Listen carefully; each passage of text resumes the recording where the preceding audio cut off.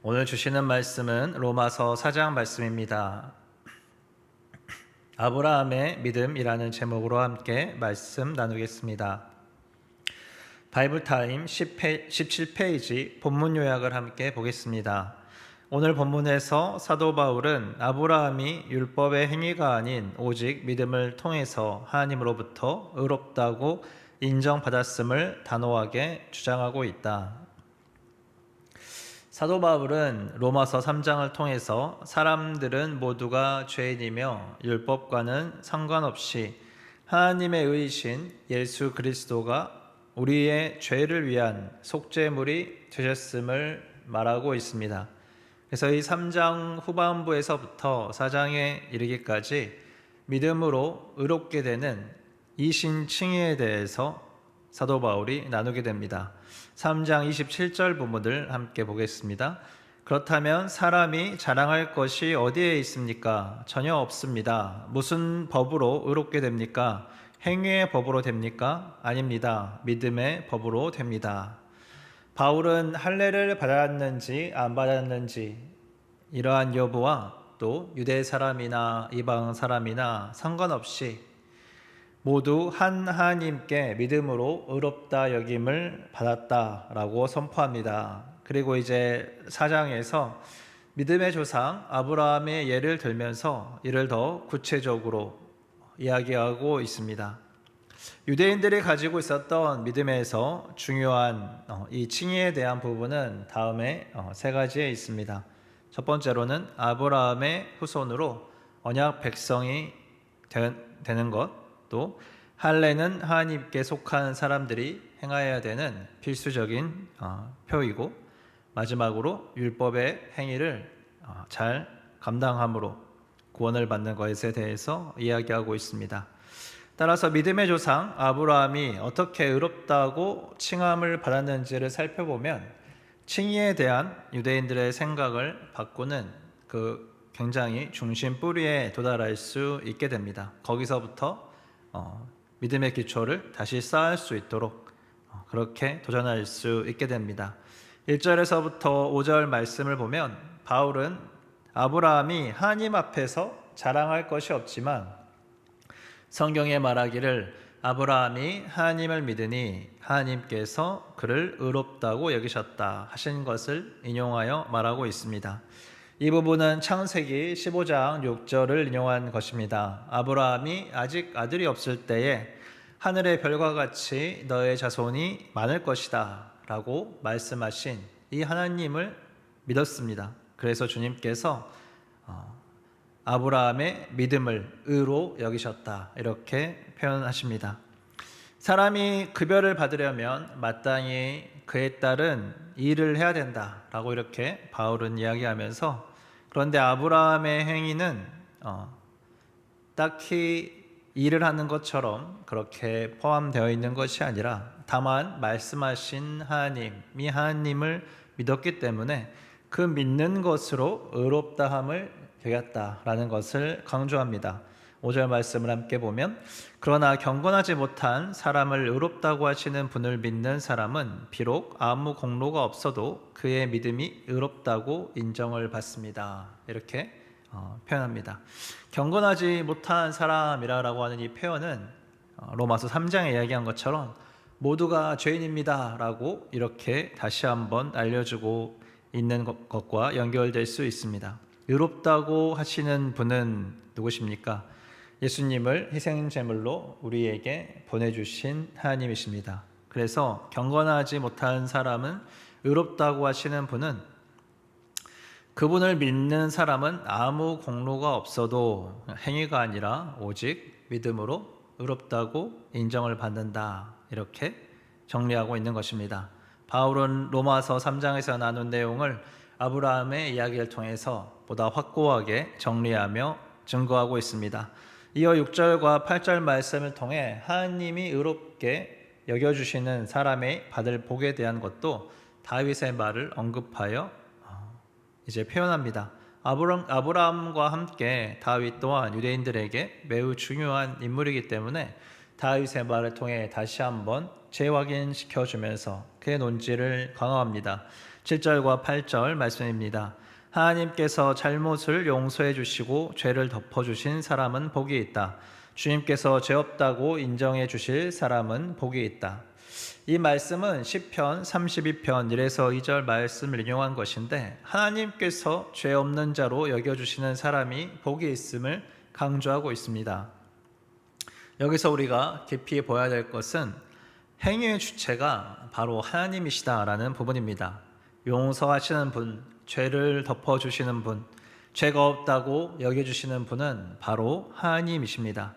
우리가 행위로 어떠한 특정한 목표치에 도달했기 때문에 우리가 죄를 완전히 없이 하거나 우리가 율법을 온전히 지켰기 때문에 우리가 성인이 돼서 이 모든 방법들을 다 동원해서 우리가 의롭게 되는 것이 아니라 하나님께서 그렇게 여겨주신다라는 것을 강조하고 있습니다. 그래서 우리는 이 하나님을 믿을 때, 우리를 죄가 없다라고 여겨주시는 이 하나님을 믿을 때 우리가 죄가 없게 되는 것, 우리를 창조하신 하나님께서 아들을 보내주시고 우리의 죄를 사하시고 너희는 죄가 없다라고 말씀해 주셨다라는 것을 믿게 되면 피조물인 우리는 창조주의 그 뜻을 따라 그 믿음으로 말미암아 의롭다 여김을 받아 죄가 없는 자로 여김을 받게 되는 그 은혜를 누리게 됩니다. 이제 9절부터 12절은 할례에 대해서 언급합니다. 창세기 15장에서 아브라함은 믿음으로 의롭다고 여김을 받았습니다. 11절과 12절 본문을 한번 보면, 아브라함이 할례라는 표를 받았는데 그것은 그가 할례를 받지 않은 상태에서 이미 얻은 믿음의 의를 확증하는 것이었습니다. 그래서 그는 할례를 받지 않고도 믿는 모든 사람의 조상이 되었으니 이것은 할례를 받지 않은 사람들도 의롭다는 인정을 받게 하려는 것이었습니다. 또 그는 할례를 받은 사람의 조상이 되기도 하였습니다. 다시 말하면 할례만을 받은 것이 아니라 또한 우리 조상 아브라함이 할례를 받지 않은 상태에서 걸어간 믿음의 발자취를 따라가는 사람들의 조상이 되었습니다. 할례가 언급된 것은 창세기 17장에서 언급됐습니다. 그래서 우리가 함께 살펴본 것과 같이 아브라함이 믿음으로 의롭다라고 여김을 받은 것은 창세기 15장, 즉 할례를 통해서 언급된 이 언약에 대해서 말씀하시기 그 이전에 아브라함은 이미 의롭다함을 받았다. 어떻게 의롭다함을 받았습니까? 믿음으로 의롭다함을 받았다라고 이렇게 이야기합니다. 그래서 유대인들에게 도전을 하는 것이죠. 너희가 믿는 것과 말하는 것을 잘 비교해서 한번 생각해 보자라는 것입니다. 할례를 통해서만 의롭게 되는 그러한 것이 아니라 아브라함, 믿음으로 의롭다라고 인정을 받은 아브라함은 할례 전에도 그렇게 의롭다고 인정을 받았다라는 것입니다. 그럼 도대체 이 할례는 어떤 의미가 있습니까? 라고 이 논제의 흐름을 따라서 자연스럽게 얘기가 나올 수밖에 없습니다. 그래서 이제 13절부터는 이 할례를 가지고 자연스럽게 바울이 이야기하고 싶은 그 논지까지 연결합니다. 바로 이방인에게까지 이 복음이 증거되고 있다라는 부분입니다. 그래서 13절부터는 자연스럽게 할례를 받은 유대인과 할례를 받지 않은 이방인들 모두 다 믿음으로 의롭다 여김을 받을 수 있다라는 내용을 이야기하고 있습니다. 그래서 13절부터 16절입니다. 아브라함이나 그 자손에게 주신 하나님의 약속, 곧 그들이 세상을 물려받을 상속자가 되리라는 것은 율법으로 말미암은 것이 아니라 믿음의 의로 말미암은 것입니다. 율법을 의지하는 사람들이 상속자가 된다면 믿음은 무의미한 것이 되고 약속은 헛된 것이 됩니다. 율법은 진노를 불러옵니다. 율법이 없는 곳에는 범법도 없습니다. 이런 까닭에 이 약속은 믿음에 근거한 것입니다. 그것은 하나님께서 아브라함에게 이 약속을 은혜로 주셔서 이것을 그의 모든 후손에게도 곧 율법으로 사는 사람들에게만 아니라 아브라함이 지닌 믿음으로 사는 사람들에게도 보장하시려는 것입니다. 아브라함은 우리 모두의 조상입니다. 창세기 17장에서 하나님께서 할례를 말씀하시면서 아브라함은 여러 민족의 조상이 될 것이다 라고 하시고 너의 이름을 아브라함에서 열방의 아비인 아브라함으로 바꾸라 라고 이렇게 말씀하십니다. 이는 아브라함이 지닌 믿음으로 사는 사람들 곧 이방인들을 포함하여서 모든 믿는 자의 주상이 되는 은혜를 허락하신 것입니다. 그 일의 시작은 바로 믿음에 근거한 것입니다. 그래서 아브라함이 오직 하나님을 믿었기 때문에 의롭게 여김을 받으며 믿음의 주상이 되는 복을 누렸던 것과 같이 오직 믿음으로 이 복을 누리며 아브라함의 자손이 되는 은혜가 있게 된다라는 것입니다. 그렇다면 율법은 무엇입니까?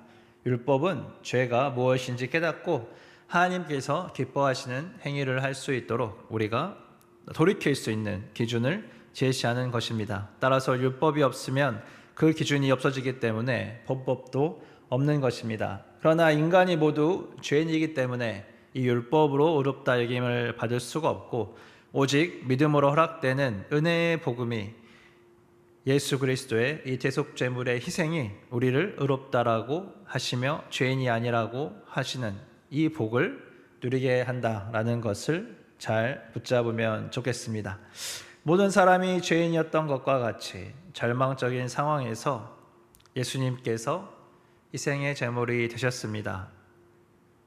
모든 사람이 죄인이었던 이 절망스러운 상황, 이것을 아브라함의 절망적인 상황에 대해서 언급하면서 아브라함도 은혜를 받았으니 너희도 은혜를 받을 수 있다라고 말씀하고 있습니다. 17절부터 22절 말씀을 보면 이것은 성경에 기록된 대로 내가 너를 많은 민족의 조상으로 세웠담과 같습니다. 이 약속은 그가 믿은 하나님, 다시 말하면 죽은 사람들을 살리시며 없는 것을 불러내어 있는 것이 되게 하시는 하나님께서 보장하는 것입니다. 라고 이렇게 말합니다. 죽은 사람들을 살리시며 죽은 것과 같은 아브라함, 이 사라의 태도 죽은 것과 같은 이 상황에서도 하나님께서는 살리신다라는 것입니다.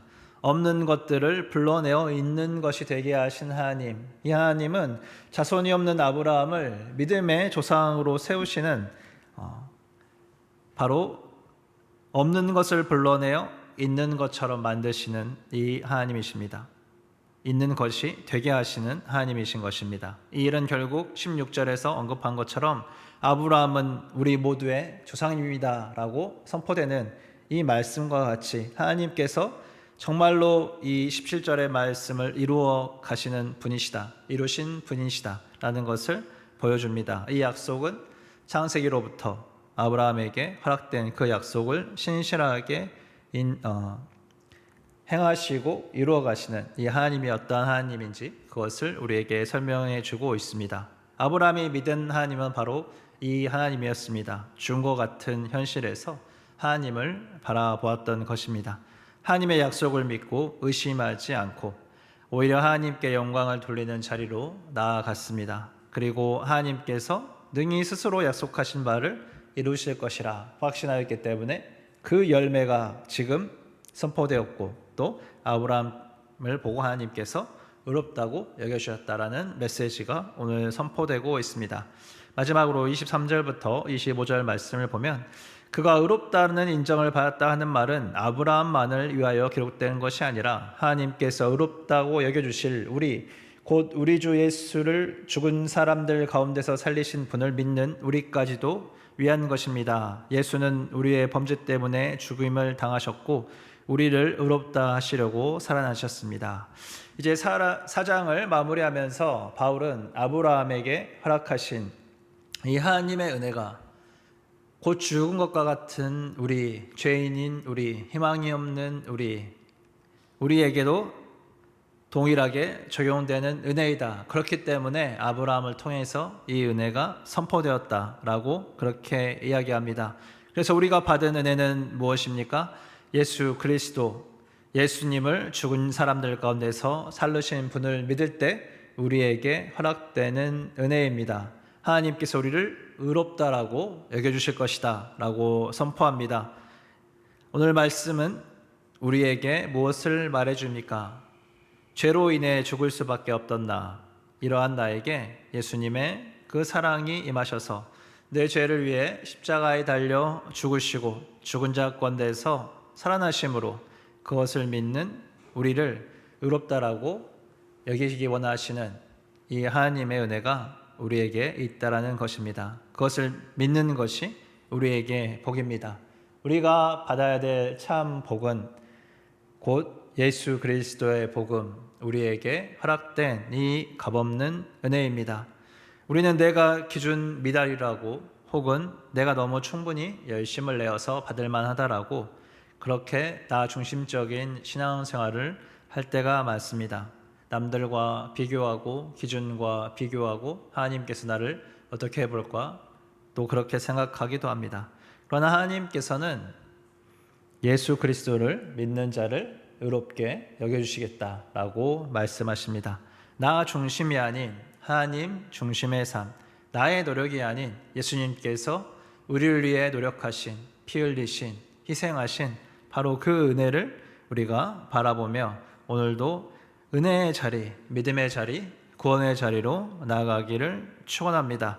오늘 깊은 복음의 은혜를 묵상하는 이 성령 하나님의 도우심이 각자의 삶 가운데 있기를 예수 그리스도의 이름으로 축원합니다. 함께 기도하시겠습니다.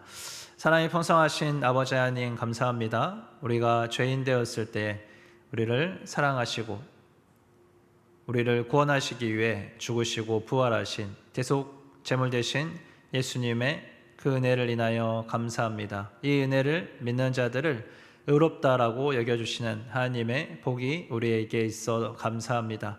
값없이 이 은혜를 받아 누리는 우리들이 은혜에 빚진 자들로 이 은혜의 복음을 살아내어 증거하는 서로 사랑하고 섬기는 하나님을 사랑하고 이웃을 사랑하는 자들 되도록 주님 은혜 허락하여 주시고 오늘이 예수님의 십자가의 흘린 피가 우리를 온전히 정결케 하여 오늘도 예수님의 그 구원의 은혜에 감사함으로 주님 성령 충만하게 하루 살아갈 수 있도록 역사하여 주시옵소서.